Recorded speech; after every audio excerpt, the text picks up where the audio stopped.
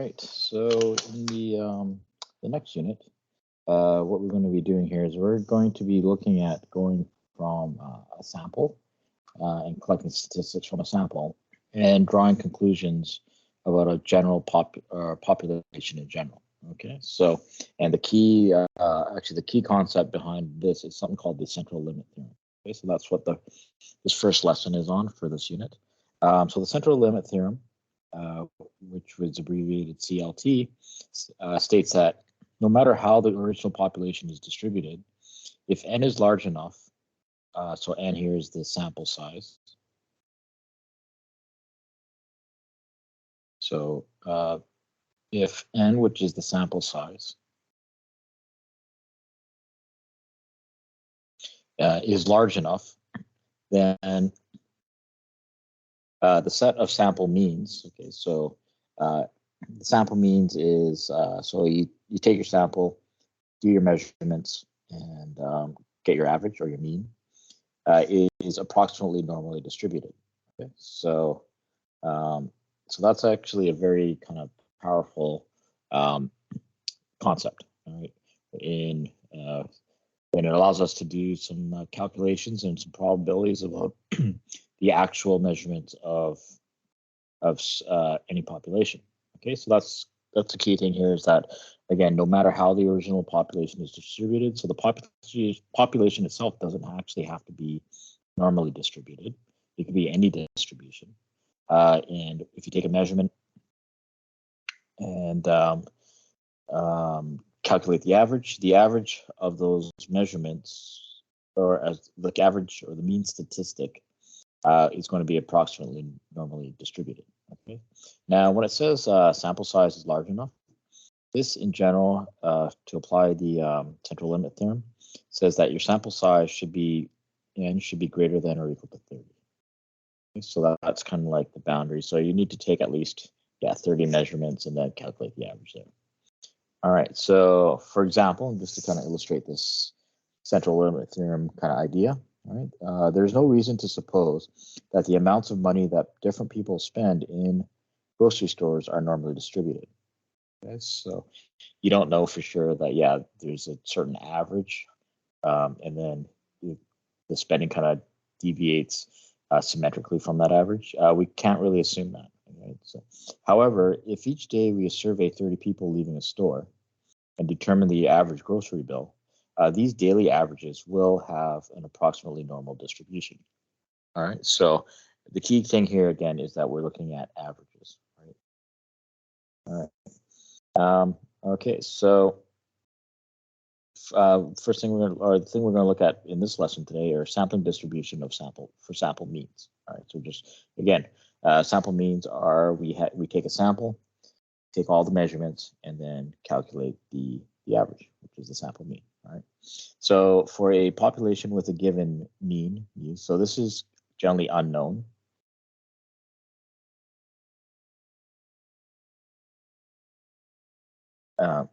And standard deviation of, so the standard deviation, of sigma. Okay, and again, these both are unknown.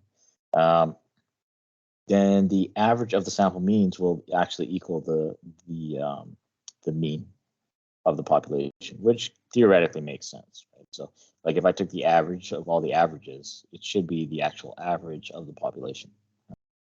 And the standard deviation of the means, the average or the means will be the standard deviation of the population divided by the square root of n. Okay, so, and again, where n is greater than or equal to 30. Right? So again, the sample size is going to be greater than or equal to 30. Okay, so what you'll notice here is that, the standard deviation for the average or the mean is actually going to be smaller than, because we're going to divide it by the square root of n, than the actual standard deviation of the individual measurements. So that's what this note here says, is that sample means have a tighter clustering than the members of the original population. Right? In fact, the larger the chosen sample size, the tighter the clustering. All right, so the more kind of data that you take in, then and you're calculating those averages, the standard deviation will get smaller and smaller, right, away from the actual true average. All right. hopefully that kind of makes sense. And then this part here, yeah, says that the larger the chosen sample size, so larger the sample size, the tighter the clustering. So you can see here in the formula itself, all right, if n gets bigger, then still the square root of n is going to get bigger, so you're going to be dividing by a bigger number. Right? So, and this logically makes sense, right? So if you have a sample size of, let's say, 100 compared to a sample size of 10, well, when you take a sample size of 100, your average is going to be more closely clustered to the actual true mean of the population compared to a sample size of 10. Right, so hopefully that makes sense. All right, so in the first example here, we have the naked mole rat has a life expectancy of 21 years with a standard deviation of 3 years. In a random sample of 40 such rats, what is the probability that the mean life expectancy is between 20 and 22 years? Okay, so again, we're looking for the actual mean life expectancy. All right, so this, even though we don't actually know the distribution of the life expectancies of the mole rats, right? So we can't, not really assuming that it is normal, but we do actually have here the population mean, which is 21, and the standard deviation, which is equal to 3. All right, so this is, I guess, the mean and the standard deviation of the population.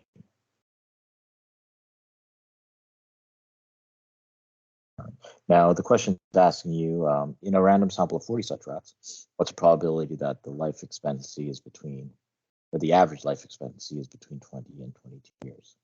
So, so to calculate this, what we're going to do here is, first off, make sure that the sample size is large enough. All right. So in this case here, we got the sample size of 40. So in this case, n is equal to 40, which is obviously greater than or equal to 30. So I'm just going to put a check mark to that. And this just means that the central limit theorem applies in this case. All right. So if we did get a sample size of less than 40, then the central, or sorry, less than 30, then the central limit theorem would actually not apply. And so, all right, so we can see that the mean of the population is 21 years, mean lifespan, and standard deviation is 3. All right, so when it comes to the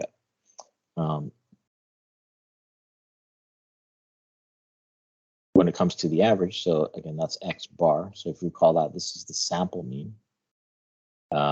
So the distribution of the sample mean will be, so the average of the sample means is actually equal to the true average. So that's going to be 21. Now, in terms of the standard deviation, however, it's going to be a little bit smaller. Right? So this is, again, this is if we look at the formula, it's going to be, scroll up here. All right, so again, it's standard deviation of the means or the averages is going to be the standard deviation of the population divided by the square root of n. All right, so in this case, it's going to be actually 3 divided by the square root of 40. So that's going to equal, so just give me a second here to punch that in. 3 divided by the square root of 40. That's going to equal 0.474. All right, so let's just go to, 3 decimals placed there. 0.474. Okay, so this is the actual standard deviation that we're going to be working with, as opposed to just the 3. Because we're taking the average of the samples sizes of 40. All right, so now what we want to do here is we can assume that this is a normal distribution. So we want to find the probability that the mean life expectancy is between 20 and 22 years. All right. So going back to the last unit, what we now have to do is calculate our Z values. All right. So if you recall, actually the formula for Z is equal to X minus the mean over the standard deviation. So the first Z value, again, we're looking at the probability that the mean life expectancy is between 20 and 22. So for the first Z value that I'm going to look up, my X is 20. All right, so we got 20 minus 21 divided by 0.474. So again, we're looking at the standard deviation of the averages. All right, so if I take that and punch it into the calculator, see what we get. All right, so 20 minus 21 is -1. And I'm going to divide that by 0.474. And we get -2.11. All right.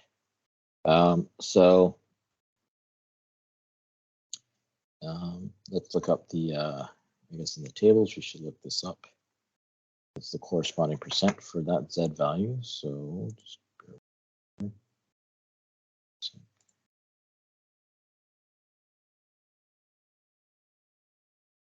pull it up here. Okay, so going back to the document. All right, so -2.11. That is going to be here. -2.11 is this value. This value right here. All right, so we got 0.0174. Okay, so let's write that one down. I'm just going to go to, I'm going to call it 0.017. 0.017. Okay, so approximately 1.7% of the population is less than the Z value of -2.11. Now my other Z value, again, that was the other X value here is 22. So I'm going to go 22 minus 21 over 0.474. All right, so that is going to equal, actually, this up top here is -1, this is +1. So I can just see here that's actually going to be +2.11. Now, if I look up that percentage, 2.11 right there. So let's just round that to 0.983.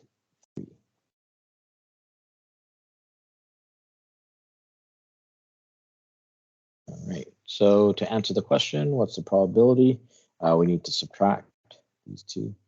So the probability I'm looking for is, again, 0.983 minus 0.017. And that is going to equal, let's see if we can do this math right here, 0.966, I think. Yeah, so that's approximately 96.6%. All right, so what's that saying is that, again, going back to what it's actually asking here, is that, yeah, if we were to take a random sample of 40 rats, the probability that the average that we get, the average life expectancy that we get with those 40 rats to fall between 20 and 22 is 96.6%. Cool. All right, so let's try another one here. So this is actually going to be kind of similar to the previous example, but I thought it'd be a good idea to do 2 examples for this lesson, just to kind of review the kind of like normal distribution calculations, as well as just the adjustment with, since we're dealing with sample means instead of actual, individual measurements. If that makes sense. All right. Okay, so this one here says, over the years, the scores of on the final exam for AP Calculus has been normally distributed with a mean of 82%, or sorry, 82. So we'll just go mean of 82 and a standard deviation of 6. Okay, so what you'll note here is that it's saying that the actual distribution that for calculus scores, or scores on the final exam of AP Calculus is actually normally distributed. But this is actually not a requirement for the central limit theorem to actually work. Right? It just happens that population itself is normally distributed, but again, it's not necessary in order to apply the central limit theorem. So the instructor thought that this year's class was quite weak, and in fact, they only averaged 79 on their final. So, so this sample here scored 79, or yeah, so this class scored 79 on their final as an average. Assuming that this class is a random sample of 32 students from AP Calculus, all right, so in this case, N is 32. This is the size of the sample.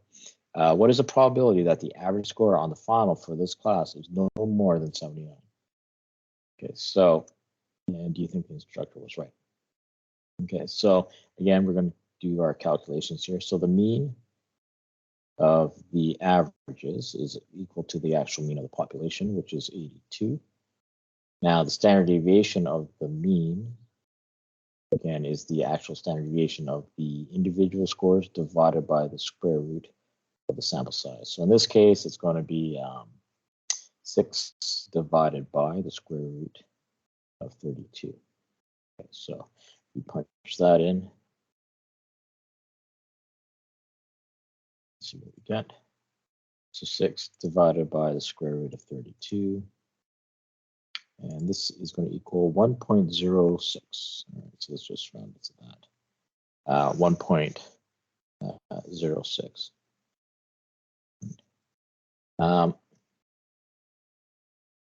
Okay, so now what we want to do is, we want to find the probability that the actual average here, if you were to take, kind of like a random sample of 32 students in general, we write the AP Calculus ones, and we want to see if the actual average is less than or equal to 79. So the probability of that. All right. So in this case, again, the Z score that we're looking for is going to be 79 minus the average, which is 82 over 6.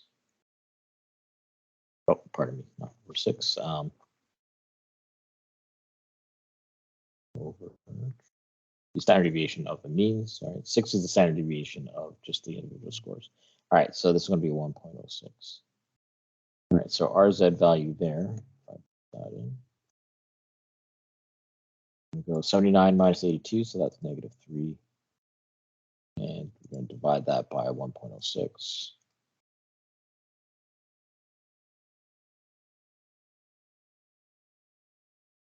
And we get -2.83.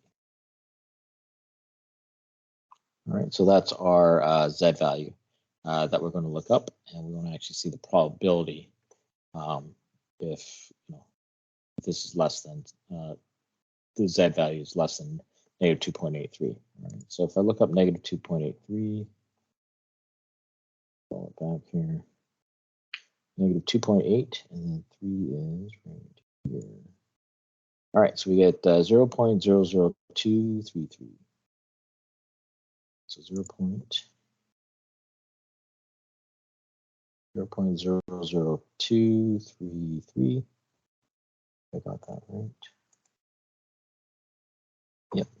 Okay, so this is equal to 0.233%. All right, so even less than 0.25%. All right, so so if the group class that he actually has was just like was a typical class, then what that means is there's less than like 0.25% chance probability of getting this this average of 79. So so in this case, it actually looks like yes, the instructor was correct.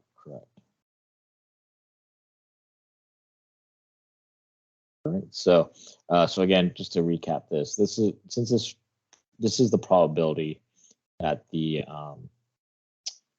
this sample here of 32 students in his class, right, that scored 79 as an average, it's like less than 0.25% that it's just that sample was from a sample of with an average of 82. Okay, so how can I actually, I'm not doing that terribly. So there's less than 0.25% probability that the class that he has is a random sample of all AP calculus students, if that makes sense. Okay, so yeah, so that's kind of like the introduction to the central limit theorem. So basically, yeah, we're going to be doing a bunch of, again, these Z calculations. The only adjustment when it comes to sample means is that instead of using the standard deviation of the populations, right, because this is the standard deviation, for example, this 6 is of the individual scores, we need to make this adjustment here for the standard deviation of the sample means. Okay, so yeah, you can see here that the standard deviation actually goes from 6 to 1.06 in terms of the means, which makes sense, because if you were to look at the distribution of the sample means, it's going to be more tightly clustered to the average of the population. All right, hopefully that makes sense. Yeah, that's it.